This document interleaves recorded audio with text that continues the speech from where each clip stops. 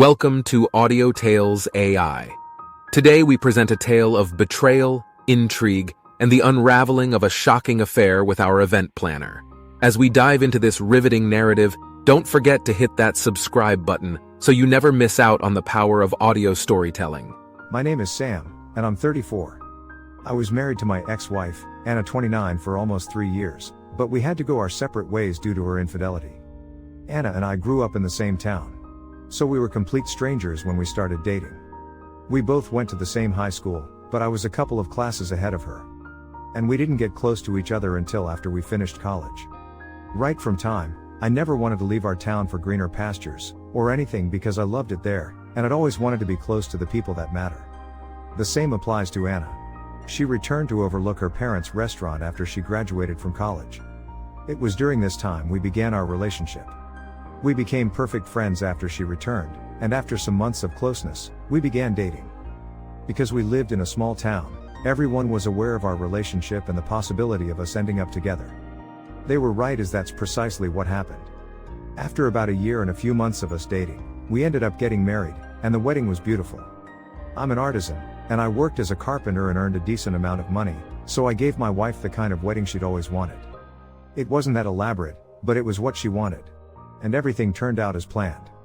After we got married, we went on our honeymoon, but just 2 days after we left, we had to return because her mother passed away in her sleep. It was a very tough season for the both of us, as she was an only child. And I imagined how terrible she must have felt to lose her mother like that. Meanwhile, I supported her in every way I could. I agreed with her, cared for her, and was there for her at all times. It wasn't how I wanted us to start our marital journey, but since death was something no one could predict or stop, there was nothing I could do. Because of the loss, she had become a shadow of herself and lost interest in many things. My wife started coming out of her shell in the second year of our marriage after she was done the grief of her loss. When this happened, I was so glad and looked forward to having her back. The first year had been very tough for me, and I loved her so much and didn't do anything to break her vows. I expected that our relationship and marriage would be fixed after she got over her mother's death, but that wasn't the case. I felt like she was cold to me, and even when we got intimate, I didn't feel the spark we used to have while we were dating. Most times, it felt like I was forcing myself on her, and it kept getting worse that I had to do some online research. With the result of my research, I was able to learn a lot of things and understood why she acted that way. I knew I had to give her time, and it felt like we were drifting apart the more time I gave her. I didn't enjoy the first 2 years of my marriage, but I had to stay because I expected her to get herself together sooner. One time, I even confronted her about her change in behavior and how I wasn't enjoying our marriage, but she said I was selfish and insensitive. The very annoying part was that if we went out to a wedding, a gathering, or any event we were attending, she would be very active. She would laugh at every joke and even interact with everyone like everything was cool with her. But as soon as we got home, she would change. Our marriage was getting very boring. And after constantly nagging about her attitude for weeks, I started to see a few changes. She became more active at home, spent time with me, and we started doing all the fun things we used to do as singles, but never had the opportunity to do in our marriage because of the tragedy that struck. Sincerely, her changes made me feel loved, and throughout that time, our marriage was shaky, and she was grieving. I never tried to play smart with her or look at any woman in a lustful manner. Although, there were temptations, especially since I wasn't getting what I wanted from her. But I loved her so much that I avoided those temptations because I knew what a few minutes of pleasure could do to our marriage. Our home was now filled with happiness and laughter for the following months that enjoyed her company so much. The icing on the cake was when we found out she was pregnant, which made me very excited because I was going to become a father very soon. It really meant so much to me, and I was glad I was finally having the marriage of my dreams. About 6 months after we found out she was pregnant, I decided to make things up to her. I knew her mother's death ruined our honeymoon, and even though she never mentioned it, I knew she would love to return to the same place. It was expensive, but I started saving for it 2 months after things returned to normal. After all the bookings and preparations were made, I broke the news to her, and we didn't just take it as our honeymoon, but as a romantic getaway. She really loved it because our wedding anniversary was only a week after we returned from the getaway, and we planned on renewing our vows in front of friends and family. The renewal of vows was my idea, and I thought it was necessary because we were only beginning to enjoy our marriage eventually. We went on our second honeymoon getaway and had so much fun together. We visited places, took multiple pictures, and most importantly, tried different foods. We were only meant to spend a week there, and on our 6th day there, I made a shocking discovery. I can't really recall what took me to my wife's phone. I think we were having a gist about a news that went viral on Facebook, and since I wasn't on Facebook, then she gave me her phone so I could read it. Then she went into the bathroom to shower. And because I wasn't very interested in the news, I pressed the return key, and it opened her text messages. I know I shouldn't have read her messages, but I couldn't resist the temptation as it was my first time doing so. There was a name saved as my happiness in Spanish, and it piqued my curiosity. So I opened the message, and to my greatest surprise, it was our former wedding planner. There were also a lot of pictures shared between them, nudes, pictures of them together in bed, and photos of them kissing each other. Another thing was they had been dating each other for almost 2 years under my nose, and a month after our wedding anniversary was their 2nd anniversary.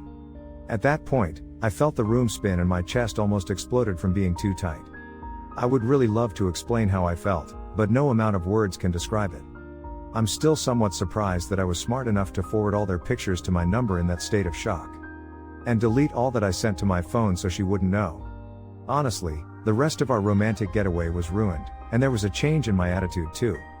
I was so worried that the child she was carrying wasn't mine. And for nights, I could not sleep well or think straight. I even missed working on most of my clients' projects because I was not in the right mind. Meanwhile, I kept everything to myself and did not confront her about things. Honestly, I was literally at the worst day I could ever be, but I kept on telling myself to keep calm. And that she must pay dearly for her actions. After days of thinking, I decided that the best way to get to her was to give her a surprise package on the upcoming anniversary. I was going to humiliate her in the presence of everyone she knew. In the subsequent days, I tried my best to behave calmly, and she was so engrossed with our small renewal of vows party that she thought I was having mood swings again. The day our anniversary finally arrived and everyone was around. We did our thing, and I was patient enough for our vows to be renewed. They didn't mean anything to me anymore. After we were done, I asked that the gifts I got for her be brought in so she could open them in front of everyone. Anyone who saw the size of the gifts could tell they were framed pictures, but I guess she thought they were pictures from our 2nd honeymoon. I asked for the photos to be given to her so she could open it herself, and she did. Immediately, she opened it, everyone gasped, and she froze. Then I opened the other ones myself. All 3 pictures were of her and our former wedding planner in bed. Naked together, and a picture of them kissing each other. Funnily enough, he was also in attendance, and his wife and children were there too since we were close in some way.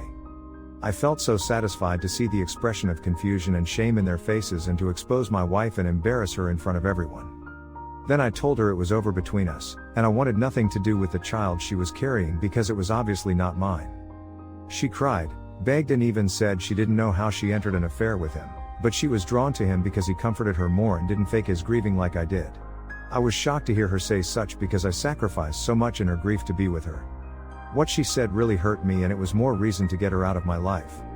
We divorced shortly after, and the whole town carried the news. The wedding planner's wife was so mad that she left him immediately.